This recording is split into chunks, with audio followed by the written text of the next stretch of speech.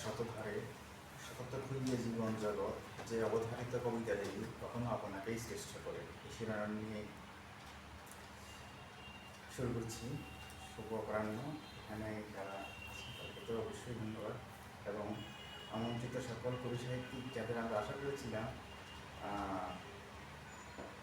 আছেন ফেনী সময়ের সম্মানিত সাহিত্য সম্পাদক ও সঞ্চালক জনাব আলমগীর মাসুদ, তার পরিকল্পনা ও সঞ্চালনায় এই অনুষ্ঠানে সংশ্লিষ্ট কর্তৃপক্ষের সবাইকে শুভেচ্ছা জানিয়ে আলোচনাটি পাঠ করছে। দৈনিক ফেনীর ঈদ সংখ্যা 2026-এর কবিতা ও প্রবন্ধ বিষয়ক আলোচনা ও পাঠ। যারাই কবিতা চর্চা করি, প্রথমত তারা কবিতার পাঠক। কবিতায় সর্বাগ্রে উচ্চারিত হয়, তারপর লেখা। এই ধারাবাহিকতার পথেই সাহিত্যের পথ চলে এসেছে। দৈনিক ফেনীর যে কোনো ঈদ সংখ্যায় কবিতা প্রকাশ অত্যন্ত সৌভাগ্যের বিষয়। আজও এই গুরুত্বপূর্ণ অংশগ্রহণে কবিতা ও কবিতার পাঠ এবং আলোচনা বা মূল্যায়ন প্রসঙ্গে এই সুযোগ দানে কর্তৃপক্ষকে পুনরায় সবিশেষ ধন্যবাদ জ্ঞাপন করছি। সম্পাদক মহোদয় একজন কবি ও সাহিত্যিক এবং সাহিত্য সম্পাদক সুসাহিত্যিক হওয়ার কারণে এই আলোচনা এখানে অতীব প্রাসঙ্গিক, যা নন্দন তত্ত্বের জন্য গুরুত্বপূর্ণ। তাছাড়া পত্রিকার এই উদ্যোগ 20 শতাব্দীর ইউরোপীয় লিটল ম্যাগ আন্দোলনের কথাই স্মরণ করায়। আপনারা জানেন কবিতা সার্বজনীন, কিন্তু যখনই কবিতা কি ভাব, কি কাব্য ভাষা অথবা রীতিতে স্বয়ংসম্পূর্ণ, তখনই এই কথা বলা যেতে পারে। যাই হোক, আলোচ্য সংখ্যায় 20 জন কবির পরিখানা কবিতা পাওয়া গেছে। প্রতিটি কবিতার মেজাজ আলাদা। বর্তমান সংকলনে যাদের সংকলিত কবিতাটি প্রথম প্রকাশিত কবিতা, তাদের অভিনন্দন। তাদেরও কিছু না কিছু অভিজ্ঞতা কবিতার ব্যাপারে রয়েছে ধারণা করি। তারা আরও লিখে কবিতাঙ্গনকে ছড়িয়ে তুলবেন।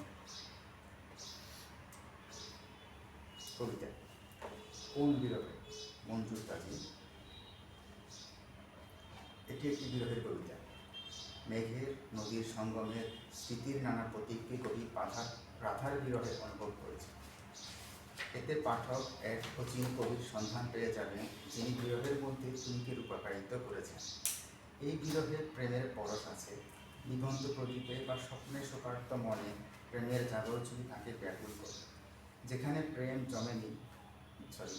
মেঘ জমেনি, ফুল ফোটেনি বা নিঃসঙ্গতার অজস্র স্মৃতি, তাদের একে একে পরখ করে কবি দেখেন শুধু প্রিয়া নাই, সেখানেই তাকে রাধা বলেছেন। এক পৃথিবীর আপনজন বলে কাব্য করতে চেয়েছেন তিনি।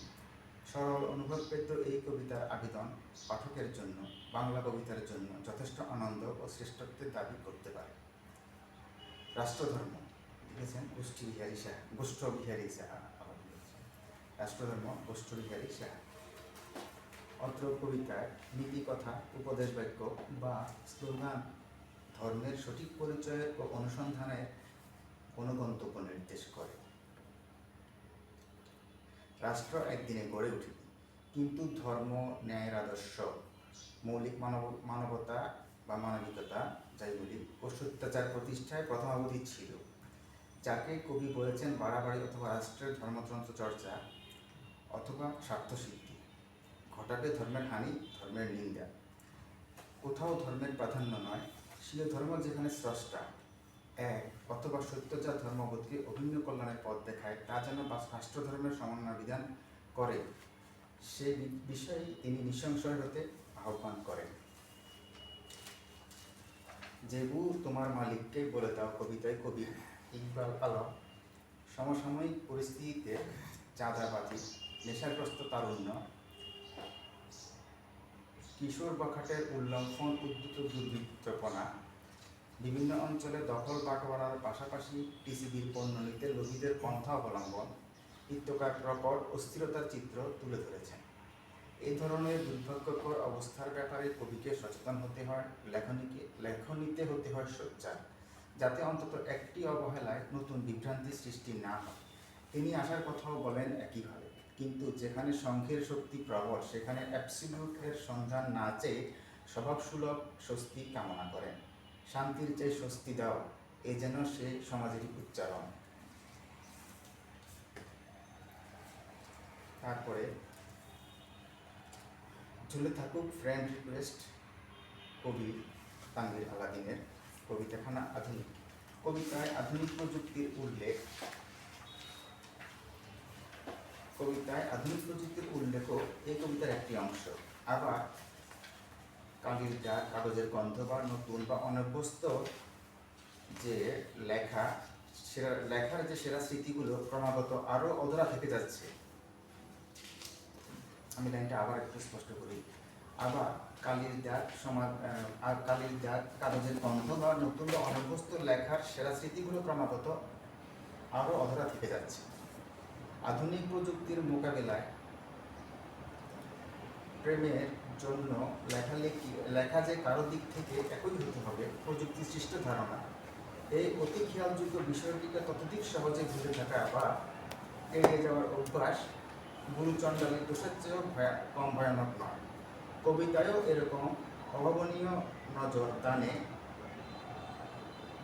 অপরকে দিয়ে আত্মোচ্চারণে সৎ হওয়া যায়, আগে এমন ধারণা হয়তো কেউ কখনো করেন, কবিকে সাধু করেন। এখন শাশ্বত মুক্তির গৃহ এই শিরোনামে নাজমুদ্দিন মাহমুদ ভূঁইয়ার কবিতা আলোচনা করছি। রমজান, ঈদের চাঁদ ও অন্যান্য গ্রহ নক্ষত্র বা ঈদ বিষয়ক সনেটধর্মী এই কবিতার রচনাকাল 13ই মার্চ 2024। এতে প্রথম অষ্টকে আছে ইসলাম ধর্মের সংযম সাধনা দ্বারা স্রষ্টার নৈকট্য ও প্রার্থনার সময়ের বিধান, যেখানে গভীর তৃষ্ণার সাথে লক্ষ্য করি প্রতিটি রোজা পুরস্কার রোজাদারা যেন নিজের হাতেই নিচ্ছে। রোজায় কম বেশি সকল অঞ্চলেই কবিতায় উঠিত চিত্তের একটা বহমান সময় আমরা প্রত্যক্ষ করি, যেখানে মুক্তি সম্ভবত স্বীয় কর্মপ্রেরণা বা উপলব্ধিতে বিরাজ করে। স্বয়ং স্রষ্টাই যেখানে অস্তিত্বকে অনস্তিত্বে আনয়ন করেন, সেখানে শাশ্বত মুক্তি বিগ্রহ তাঁর অপরিসীম শক্তির পরম প্রকাশ। শতকে নেমে আসে নিস্তব্ধ আধার, আরও অমরাত্রিময় আধার। আগে রমজানে নানা মুখে সন্ধ্যা থেকে ভোররাত গড়িয়ে যেত। সপ্তর্ষিমণ্ডল প্রশ্নবোধক চিহ্নে সন্ধ্যার আকাশ নক্ষত্রপুঞ্জ একটি বলয়। এরকম নানা লোককথায় বা আভাসে পেরুনো রমজানের স্মৃতি এই কবিতায় প্রকটিত।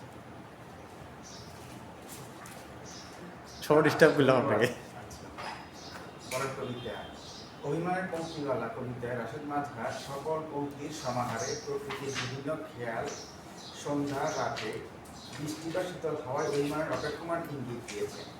প্রকৃতির এই বিশুদ্ধ সঙ্গীত বা নীরবতার যে প্রচ্ছন্ন ধারা বয়ে চলেছে, তার মাঝে কবির অভিমান গভীর হয়েছে। সকল অভিমানকে আবার তিনি চাইলে ফেরত দিতে পারবেন, যদি কেউ তার কেড়ে নিতে সক্ষম হয়। হয়তো তাই তার দেবার আর কিছু তেমন নেই। যেমন যেখানে তার কিছুই দেবার নেই, সেখানে জ্যোৎস্নার ঘুম আনা গানে তার আপত্তি নেই। স্মৃতির কর্ণফুলী কবি ফজলুর রহমান। এই কবিতায় যেখানে কবি বৃষ্টি বসন্ত কাটান, সেখানে স্মৃতির রেকর্ডে শুনতে পান কর্ণফুলীর মায়াধ্বনি। কৈশোর তারুণ্য পেরিয়ে যৌবনের এই কর্ণফুলীতে জাহাজ, ট্রলার, জেটি কিংবা মানুষের হাঁকডাক, সাম্পানওয়ালার উচ্চকণ্ঠ, কত ঘর সংসার সবার সাক্ষী এই সদা প্রবাহমান কর্ণফুলী। কবিতায় অসমান পর্বের ব্যবহার ও স্বচ্ছন্দ গতিতে এগিয়ে গেছে কাব্যভাষা একটানা ও সহজ হওয়ায়। পাহাড় ঘেঁষা নদীর বৈচিত্র্য আলাদা রকমের হয়, যেখানে ঘরদোর, নদী, ঘেঁষা তার সহজ ভাষা ও কবির প্রাণগত চেতনায় অঙ্কিত হয়েছে। আফসার আলাউদ্দিনের হৃদয়টা ঝুলে আছে কবিতার প্রসঙ্গের শুরু থেকে শেষ অবধি কবির পত্রিকালয় ও তার চিরজাগতিক স্মৃতি, যেখানে যা তার নিকট কাব্যিক পটভূমিতে গভীর অনুরাগের সাথে কথা বলে গেছে। সেই কথোপকথনে তিনি প্রতিটি অনুষঙ্গে বা বিষয়ে ভাব পরিমণ্ডলের সজীবতায় কবিতার শরীরে গেঁথে চমৎকারিত্ব ফুটিয়ে তুলেছেন। কবির মাতা পিতা, বোন, ভাই, গৃহের ও গৃহস্থালীর অভ্যস্ত পারিপার্শ্বিকতা বা পরিবেশ, এমনকি ঋতুতে তার পরিচিত পরিবর্তন পাঠকের হৃদয়ে যেন চেনা স্বাক্ষর রাখতে চায়। কবি শামীম পাটোয়ারি লিখেছেন, জানাজার নামাজে দাঁড়িয়ে কোনো এক মৃতকে শেষ বিদায়ের প্রাককালে জীবন মৃত্যুর বিভাজন রেখায় দাঁড়িয়ে থাকা অনুভূতি বা উপলব্ধির রচনা এটি। এতে দার্শনিক কথা আছে, মৃতের রেখে যাওয়া পৃথিবীর সম্মুখে বাস্তবতার মোকাবেলার কথা, যেখানে স্বার্থ, দ্বন্দ্ব, লোভ, সংখ্যালঘুর সীমাহীন ধন্ড, বৃহৎ থেকে বৃহদাকার স্ফীতকায় অনর্থক সঞ্চয় যে ক্ষুদ্র জীবনের মধ্যে এক নির্বোধ লোলুপতার প্রতিযোগিতা ছাড়া তেমন কিছু নয়, এই সমবেদনা জ্ঞাপন করাই এর প্রধান আরজ। উপরের ভাগে মায়াময় জগৎ থেকে বিদায়ের পর কঠিন পুলসিরাত জিজ্ঞাসা ও শেষ ভাগে সেই লঙ্ঘিত কামনা অথবা অবশ্যম্ভাবী পতনের থেকে সৎ উপায়ের সৎ পথ বা সৎ চিন্তার কথা বলেছেন। 6টি করে পদ দ্বারা 2টি শতকোটিতে ফজলুল মল্লিক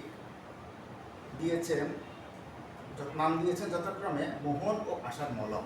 মোহন এই নিষিদ্ধ এখানে অন্যায় অর্থে ব্যবহৃত পক্ষে বা সমর্থনে যে আবেগ, ভুল জেনেও সে আবেগের প্রশ্রয় মোহনের শক্তি বলে উল্লেখ করেন, তবে এটিতে মোহন ভাবের বিচরণ থাকতে পারত। দ্বিতীয়, আশার মলমে তার কিছুটা স্বভাবগত উচ্চারণ পাওয়া গেছে। ফিলিস্তিন মুবারক কাব্যে শাহাদাত মাহমুদ সিদ্দিকী বলেছেন, ফিলিস্তিনিদের সুমহান সংগ্রাম, আহাজারির বেদনা, রোনাজারির দীর্ঘশ্বাস সঙ্গে বর্তমান বিশ্ব পরিস্থিতি, তাদের ভূরাজনৈতিক ইতিহাস কীভাবে তার ও ফিলিস্তিনিদের ঈদকে ভারাক্রান্ত করে রেখেছে, এ যেন মৃত্যুময় বিষাদ। আর যাই হোক, বলে যায় ফিলিস্তিন মুবারক। এই আত্মোচ্চারণের অন্তর্নিংড়ানো ভালোবাসার বহিঃপ্রকাশ। এই আত্মোচ্চারণ তার অন্তর্নিংড়ানো ভালোবাসার বহিঃপ্রকাশ নিঃসন্দেহে। আমরাও তার সঙ্গে সহমত ধারণ করে তাদের সংগ্রামের সার্থকতা চাই। ঈদ বিষয়ক আরেকটি কবিতা, ঈদ বিষয়ক সংখ্যা, কবি কামাল। ঈদ পূর্ব বা রমজান পূর্ব মূল্যস্থিরতা, দ্রব্যমূল্য বা ঈদ কেনাকাটা, ফলে এখন শিশুদেরও ঈদ আনন্দ নিয়ে বাবা মাকে ভাবতে হচ্ছে। কবির নানা ইঙ্গিতের মধ্যে লুকায়িত এই ঈদ সংখ্যার কথা সমাজ সময়ের সংকট থেকে মুক্তি পাবার অন্বেষণ করে। সৈয়দের কবিতার নাম প্রজাপতি। রূপের রানী প্রজাপতির কাছে যত মিনতি ব্যক্ত করতে চান তিনি, তন্মধ্যে টকবকে যৌবনের উত্তাপ থেকে নীল তারালো, ভোরের রক্ত সূর্য থেকে পরন্ত বেলার লালিমা, বৃষ্টি ও বেদনার নীলিমা, সর্বোপরি দিব্য বিলাল, কোনটি যাতে ব্যর্থ না। ক্ষুদ্র প্রজাপতি যেমন অসীম সৌন্দর্য ছেঁকে প্রত্যাশিত সম্ভাবনার দিগন্ত উন্মোচন করে, তেমনি কবিও সে সম্ভাবনায় নব নব রূপে উদ্ভাসিত হতে চান। দীপ সরকার রচিত কবিতা প্রার্থনার মতো সুর। সকল প্রার্থনায় প্রভুকে স্মরণ, নিবেদন শেষে অন্তরের গহীনতম উপলব্ধিকে প্রার্থনায় ব্যক্ত করা ভক্ত বা বান্দার আত্মিক প্রশান্তি। জটিলতম সংশয় থেকে সরলতম বিশ্বাসের পরাকাষ্ঠা লাগে, তখন উভয়ের মাঝে কোনো আড়াল রয় না। ততোধিক সরল অভিব্যক্তির কথা এখানে পাই কবির পদচিহ্ন সংকল্পের। আপন পথে চলা এই তিন আসক্তিতে নষ্ট হয় বর্তমান ভবিষ্যৎ, যেখানে এই আঙুলের ছোঁয়া দ্বারা তাদেরকে ব্যবহারের জন্য পাপ, বৃক্ষ, অহংকার, অনাবশ্যক নৈরাজ্য, সেই জুয়া জীবন থেকে ফিরিয়ে দিতে হবে সেই সব আঙুলকে, আনতে হবে নিষ্কলুষ জীবনে। এই তার কবিতার মূল প্রতিপাদ্য। মেনে রোজা পালন, বিধিবিধান ও আমলে 1 মাস সাধনা পুরো মুসলিমের জন্য অনন্য সুযোগ। সেই আলোক রেখার টানে পবিত্রতা ও মহান প্রতি কৃতজ্ঞতা হৃদয়কে তৃপ্ত করে।